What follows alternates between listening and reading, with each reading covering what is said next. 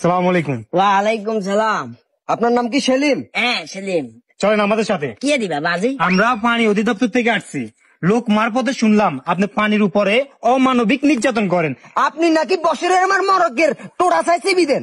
এই সব বাতিজা দেখছে না, কট করে কথা কান মারা দিলা। না, আমরা আন্দাজে কোনো কথা বলতেছি না। বছরের মা আমাদের কাছে ইনফরমেশন দিছে যে আপনি তার মরকের উপরে কঠিন ভাবে ক্ষতিগ্রস্ত করেন। রে বাজি, তুই তো খাইলে বছরের মার কথা শুনছ, আর মার কথা তো শুনো বাজি। আপনার কি কথা বলেন? বছরের মা তো কইছে বছরের মার মর্গে দলি আনের টিভি দি, কিন্তু কিনলে টিভি এটা তোমরা জিজ্ঞান বুদ্ধি করি কেন? আমরা জিজ্ঞেস করবো, আমাদের জায়গায় চলেন। আচ্ছা বলো, কাকে শুনি, কেন বলেন? কারণে ও কারণে, সময়ে অসময়ে, দিনে কিংবা রাতে, সকালে কিংবা বিকেলে, বিভিন্ন সময়ে আমারে বসির আমার মরগ ইপটিজিং করে বাজি। রাস্তা দিয়ে যখন আমি হাঁটি হাঁটি যাই, পট করে হাত দিকে মরগ এভাবে তাকাই, কুকুরুত করে ডাকে গিয়ে মারে।